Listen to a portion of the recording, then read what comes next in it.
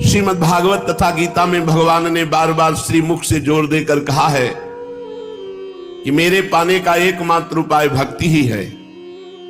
मैं योग से, ज्ञान से, जप से, तप से, समाधि से तथा यज्ञ याग आदि अन्य वैदिक कर्मों से इतना तुष्ट नहीं होता जितना कि मैं भक्ति से प्रसन्न होता हूं। केवल अनन्य भक्ति के द्वारा ही मेरा यथार्थ ज्ञान प्राप्त होता है कि मैं कैसा हूं और मेरा प्रभाव कितना है। जिस भक्ति की इतनी महिमा है, वह भक्ति जिसके हृदय में हो, उस भाग्यवान भक्त के महत्व का वर्णन भला कौन कर सकता है। वास्तव में भगवान और भक्त नाम मात्र के लिए ही दो है। भक्त भगवान के साकार विग्रह का ही नाम है।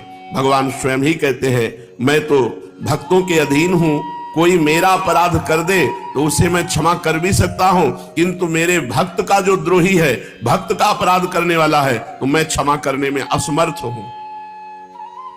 भगवान भक्तों की महिमा को बतलाते हैं कि मैं भक्तों के पीछे पीछे सदा इसलिए घूमा करता हूं कि उनके चरणों की धूल उड़कर मेरे ऊपर पड़ जाए तो मैं पावन हो जाऊं।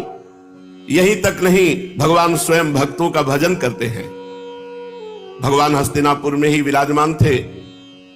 महाराज युधिष्ठिर प्रायः हर समय ही उनके पास रहते थे। उन्हें भगवान के बिना चैन ही नहीं पड़ता था।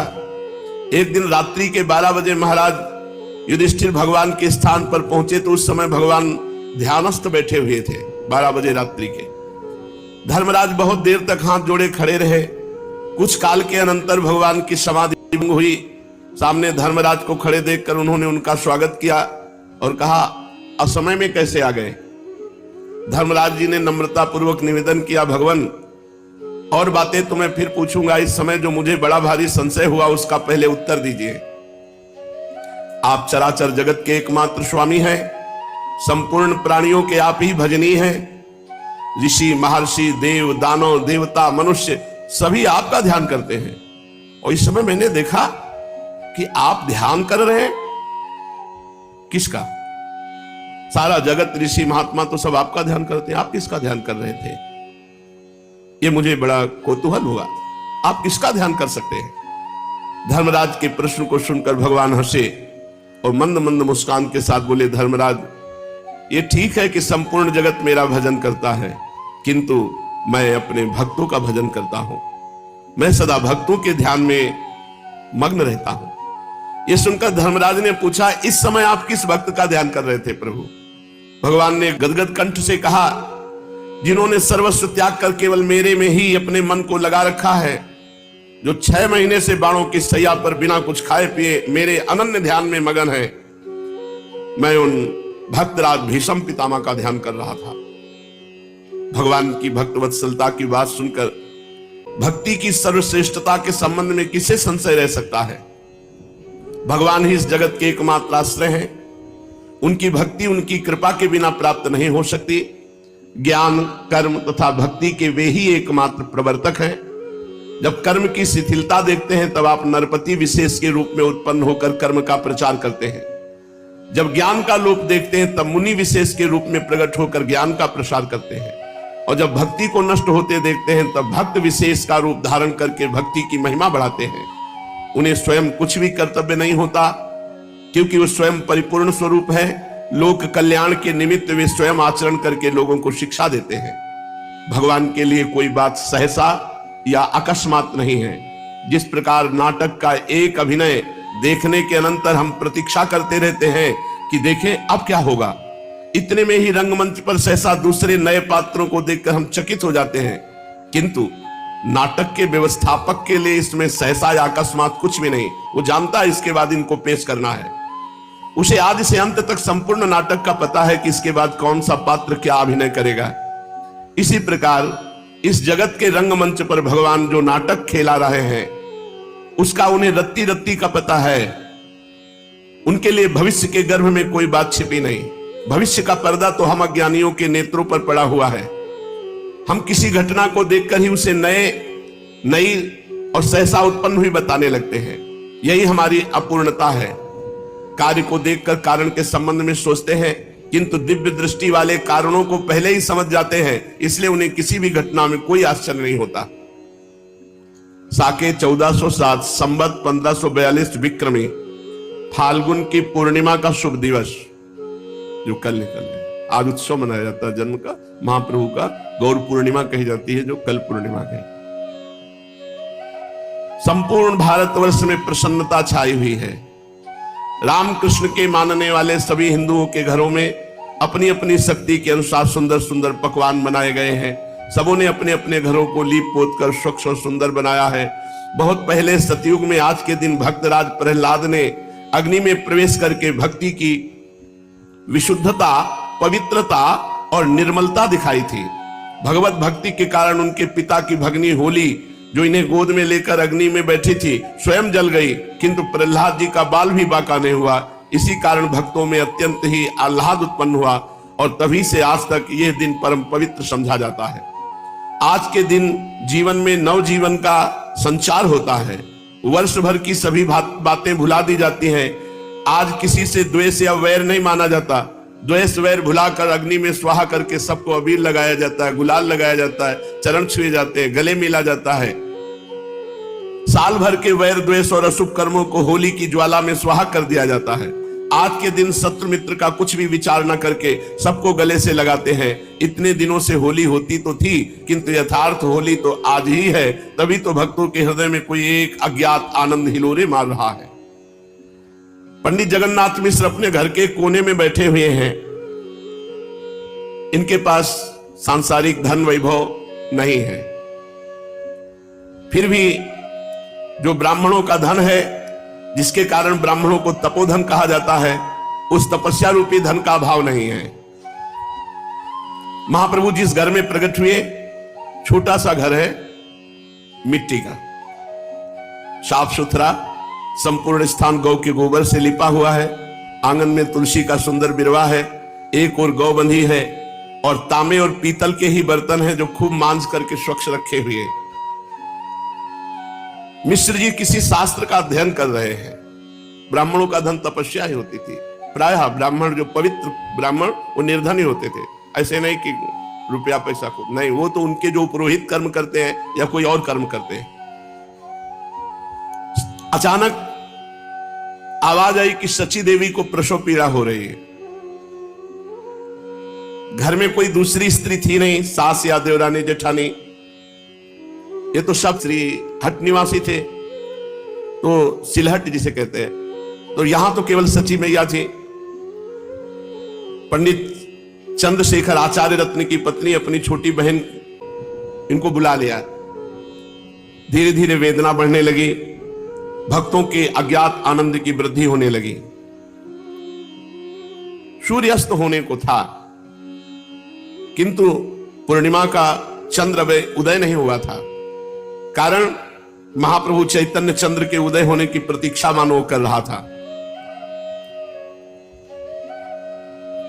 राहु ने सुअवसर पाकर चंद्रमा को ग्रस लिया था। उस दिन चंद्र ग्रहण था।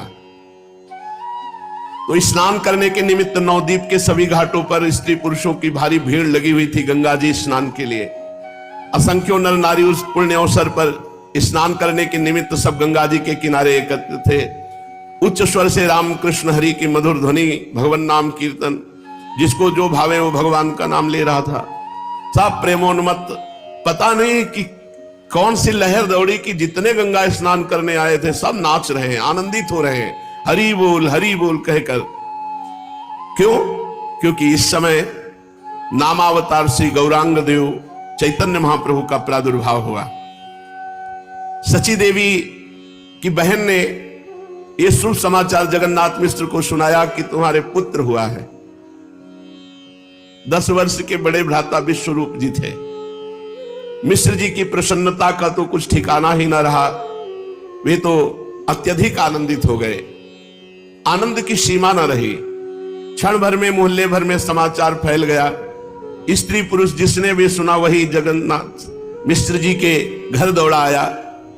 अद्वैताचार्य की धर्मपत्नी श्रीवास जी की स्त्री सची देवी की जितनी अंतरंग सहेलियां थी, सब बच्चे को देखने के लिए आ गई। विश्वरूप के द्वारा समाचार पाकर सची देवी के पिता नीलांबर चक्रवर्ती भी, जो उनके नाना थे, उपस्थित हुए। वे प्रसिद्ध ज्योतिषी थे। उन्होंने उसी समय जन्म के समय से गणना करके लग्न निकाली और जन्म कुंडली बनाकर ग्रहों के फल देखने लगे। इतने शुभ ग्रहों को देखकर वे आनंद में गदगद हो उठे। मिश्र जी बोले, ये बालक साधारण बालक नहीं है, ये महान पुरुष होगा, इसके द्वारा असंख्यों जीवों का कल्याण होगा। इसके राजग्रह स्पष्ट बता रहे हैं कि असाधारण महापुरुष होगा। इस प्रकार ग्रहों का फल सुनकर मिश्र जी के आनंद की और भी अधिक वृद्धि हुई। उस समय उन्हें अपनी निर्धनता पर कुछ खेद हुआ। उनका हृदय कह रहा था कि यदि मेरे पास इस समय कुछ होता तो मैं दान करता। फिर भी जो कुछ जैसा आनंद उत्सव मनाया। रात्रि आनंद और उत्साह में व्यतीत हुई। तो दूसरे दिन धुलेड़ी थी। उस दिन परस्पर अबीर गुलाल और रंग से लोग होली खेलते हैं। अपने तो सौभाग्य हो गए कि क्रम से महाप्रभु के जन्मदिन में ही जन्मदिन का चरित्र आया। क्रम से आया, कोई अपना अनुष्ठान थोड़ी किया, क्रम से आ गया अपने आप। उस दिन सुबह धुलेड़ी थी।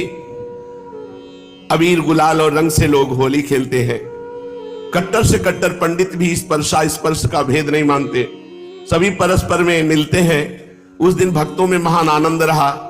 एक दूसरे पर उत्साह के साथ रंग गुलाल दधी हल्दी डाल रहे, मानो नंदोत्सव मनाया जा रहा हो। भक्तों ने अनुभव किया कि मानो आकाश में देवता उनकी प्रसन्नता और अपनी प्रसन्नता मिलाकर जय घोष कर रहे हैं, क्योंकि भक्तों को अभयदान देने के लिए महाप्रभु चैतन्य देव प्रकट हुए हैं। संपूर्ण नवद्वीप ही नहीं, संपूर्ण देश में भक्ति भागीरथी की एक ऐसी मनोरम बाढ़ आवेगी जिसके द्वारा सभी जीव पावन बन जाएंगे और चारों ओर हरि बोल यही सुमधुर ध्वनि सुनाई पड़ेगी। पंडित जगन्नाथ मिश्र और सची देवी की मानसिक प्रसन्नता को वही अनुभव कर सकता है जिसकी अवस्था महाराज दशरथ और जगन माता कौशल्या की सी हो, अथवा देवकी और वसुदेव की जो प्रसन्नता हुई वही प्रसन्नता मिश्र दंपति के हृदय में विद्यमान थी। सची देवी की क्रमशः 8 कन्याएं प्रसव होने के कुछ काल ही पश्चात परलोक गामिनी बन चुकी थी। इस वृद्धावस्था में दंपति संतान सुख से निराश हो चुके थे कि भगवान का अनुग्रह हुआ और विश्वरूप का जन्म हुआ। विश्वरूप यथा नाम तथा गुण ही थे। इनका रूप विश्व को मोहित करने वाला था, किंतु इनमें बालोचित चांचल्य इनमें बिल्कुल नहीं था। चेहरे पर परम शांति विराजमान थी। माता पिता इस सर्वगुण संपन्न पुत्र के मुख कमल को देखकर मन ही मन प्रसन्न हुआ करते थे। अब भगवान की कृपा का क्या कहना, विश्वरूप के बाद दूसरे बालक को देखकर तो मिश्र दंपति अपने आप को ही भूल गए थे। सब बालक 9 महीने या अधिक से अधिक 10 महीने गर्भ में रहते हैं, किंतु गौरांग महाप्रभु 13 महीने गर्भ में रहे। 13 महीने। 7 महीने में भी बहुत से बच्चे होते हैं और प्रायः वो जीवित भी रहते हैं, किंतु वे बहुधा क्षीणकाय होते हैं। बात यह कि 6 महीने में गर्भ के बच्चे के सब अवयव बनकर ठीक होते हैं। 7वें महीने में जाकर उसमें जीवन का संचार प्रतीत होता है। जीवन का संचार होते ही बच्चा गर्भ से बाहर होने का प्रयत्न करता है। जो माताएं कमजोर होती उनका प्रसव 7 ही महीनों में हो जाता है, किंतु बहुधा 7वें महीने में बच्चे का प्रयत्न निर्बल होने के कारण असफल ही होता है। बाहर निकलने के प्रयत्न में बालक बेहोश हो जाता है और वो बेहोशी 2 महीने में जाकर ठीक होती है। जो बच्चे 8 महीनों में हो जाते हैं वे बचते ही नहीं, क्योंकि एक तो पहली बेहोशी और दूसरी प्रसव की बेहोशी, इसलिए कमजोर बालक उसे सह नहीं सकते। 10 महीने का बच्चा खूब तंदुरुस्त होता है और 13 महीने गर्भ में रहने के कारण गौरांग महाप्रभु बहुत ही तेजस्वी साल भर के से प्रतीत हो रहे थे। इनका शरीर खूब मजबूत, अंग भी अवयव सुगठित सुंदर थे और गोरे थे। तपाए हुए स्वर्ण की भांति इनके शरीर का वर्ण था। छोटी छोटी दोनों भुजाएं खूब उतार चढ़ाव की थी। हाथ की उंगली कोमल रक्त वर्ण की बड़ी सुहावनी प्रतीत होती थी। छोटे छोटे गुदगुदे पैर, मांस से छिपे हुए सुंदर टखने, सुंदर गोल गोल पिंडलियां और मनोहर उरुद्वय। छोटे कमल के समान सुंदर मुख, बड़ी बड़ी आंखें, सुंदर पैनी नासिका बड़ी ही भली मालूम पड़ती थी। गर्भ के सभी बालकों के इतने मुलायम बाल होते हैं कि वे रेशम के लच्छों को भी मात करते हैं, किंतु गौरांग के बाल तो अपेक्षाकृत अन्य बालकों के बालों से बहुत बड़े थे। काले काले सुंदर घुंघराले बालों से उस सुचारू मुख की शोभा बड़ी, मानो किसी अधिक रसमय कमल के ऊपर बहुत से भंवरे आकर स्वेच्छा पूर्वक रसपान कर रहे हों। सची माता गौरांग महाप्रभु की उस रूप माधुरी को बार बार निहारती और आश्चर्य सागर में गोते लगाने लगती। वो बच्चे के सौंदर्य में एक अपूर्व तेज का अनुभव करती। धीरे धीरे 1 महीने के महाप्रभु जब हुए तो बंगाल की ओर माता 21 दिन में अथवा महीने भर में प्रसूति घर से बाहर होती है, तभी षष्ठी पूजा होती है। नामकरण संस्कार प्रायः 4 महीनों में होता है, किंतु अब तो लोग बहुत पहले भी करने लगते हैं। 1 महीने के बाद गौरांग का निष्क्रमण संस्कार हुआ। सखी सहेलियों के साथ सची देवी बालक को लेकर गंगा स्नान करने के निमित्त गई। वहां जाकर विधि पूर्वक गंगा जी का पूजन किया। फिर षष्ठी देवी के स्थान पर उनके पूजन के निमित्त गई। ये षष्ठी देवी कौन है? इनके संबंध में पृथक पृथक देशों की पृथक पृथक मान्यता है। ये कोई शास्त्रीय देवी नहीं है, एक लौकिक पद्धति है। बहुत जगह तो ये बालकों के अशुभ को मिटने वाली समझी जाती है और इसीलिए बालक के कल्याण के निमित्त इनकी पूजा करते हैं।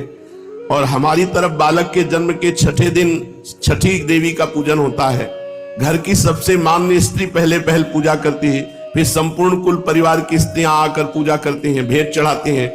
मान्य स्त्री उन सबको खाने के लिए सीरा, पूड़ी, अन्य वस्तुएं देती है। हमारी ओर भावी माता को ही षष्ठी मानते हैं।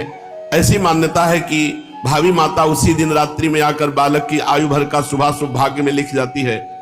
बालक के भाग्य को खूब की प्रसन्नता के निमित्त उसका पूजन करते हैं। कुछ भी हो, लौकिक ही रीति सही, किंतु इसका प्रचार किसी न किसी रूप में सर्वत्र है। षष्ठी देवी के स्थान पर जाकर सची देवी ने श्रद्धा भक्ति के साथ देवी का पूजन किया और वे बच्चे के मंगल कामना के निमित्त देवी के चरणों में प्रार्थना करके सखी सहेलियों के साथ प्रसन्नता पूर्वक घर लौट आई। बालक ज्यों ज्यों बढ़ता जाता त्यों ही त्यों उनकी चंचलता भी बढ़ती जाती। विश्वरूप जी जितने शांत गंभीर थे, चैतन्य महाप्रभु उतने ही अधिक चंचल थे। 1 महीने के ही थे कि अपने आप ही आंगन में घुटनों के सहारे रेंगने लगते और चलते चलते जोर से किलकारियां मारने लगते। कभी कभी अपने आप ही हंसने लगते। माता इन्हें पकड़ती, किंतु इन्हें पकड़ना सहज काम नहीं था। वे स्तन पीते पीते कभी इतनी जोर से दौड़ते कि इन्हें रोक रखना असंभव हो जाता। पहले बहुत रोते। माता भांति भांति से चुप करने की चेष्टा करती, किंतु ये चुप नहीं होते थे। एक दिन ये छोटे पालने पर पड़े बहुत जोर से रो रहे थे। माता ने बहुत चेष्टा किंतु ये चुप नहीं हुए। तब इनको नाम ध्वनि सुनाई दी, हरि बोल हरि बोल हरि बोल। बस ये किलकारियां मारने लगे, चुप हो गए। बस इनके रोने के चुप कराने का उपाय मिल गया, हरि बोल हरि बोल। जब कभी रोते तो माता बड़े कोमल कंठ से गाती, हरि हरि बोल बोल हरि बोल, मुकुंद माधव गोविंद बोल, हरि हरि बोल बोल हरि बोल, मुकुंद माधव गोविंद बोल, मुकुंद माधव गोविंद बोल, बोल हरि हरि बोल बोल हरि बोल, मुकुंद माधव गोविंद बोल, हरि हरि बोल बोल हरि बोल। बस सुनते ही महाप्रभु रोना बंद करते, चुप हो जाते। अब तो मोहल्ले की स्त्रियां भी एकत्रित होने लगी और प्यार से सब एकत्रित होकर यही गाती। अब पूरे दिन सच्ची माता के घर में हरि बोल है। ये महाप्रभु का प्रभाव। अभी तो घुटने के बल चलते हैं। पूरे मोहल्ले की माताएं एकत्रित हो जाती, बालक की किलकारियां देखने के लिए, हरि बोल हरि बोल हरि बोल। सची देवी के घर आप बैठी थी। सची देवी का स्वभाव बहुत ही मधुर था। उनके घर में जो भी आती उसका खूब प्रेम पूर्वक सत्कार करती, आज छोड़कर उनसे बातें करने लगती। इसलिए सभी भली स्त्रियां अपना अधिकांश समय सची देवी के यहां बिताती। वे सभी मिलकर गौरांग को खिलाती। बच्चे की जिसमें प्रसन्नता हो, खिलाने वाले उसी काम को बार बार करते हैं। तो गौरांग महाप्रभु प्रसन्न होते, हरि बोल किलकारियां मारते, तो स्त्रियां बार बार हरि बोल ऐसे सुनाती। कभी कभी सब मिलकर एक स्वर कीर्तन में महाप्रभु को आनंदित करती, यही हरि बोल बोल हरि बोल, मुकुंद माधव गोविंद बोल। महाप्रभु के घर में नाम कीर्तन की अखंड ध्वनि चल पड़ी। 4 गई फिर आई, वो कीर्तन कर रहे, क्योंकि महाप्रभु इसी में मुस्कुराते, इसी में किलकारियां करते। धीरे धीरे चैतन्य महाप्रभु 4 महीने के हुए। मिश्र जी ने शुभ मुहूर्त में बालक के नामकरण संस्कार की तैयारियां की। अपने सहपाठी प्रेमी पंडितों को उन्होंने निमंत्रित किया। ब्राह्मणों ने विधि विधान के साथ वेद पाठ और हवन किया। महाप्रभु के नाना नीलांबर चक्रवर्ती जी ने जन्म नक्षत्र के अनुसार बालक का नाम विश्वंभर रखा।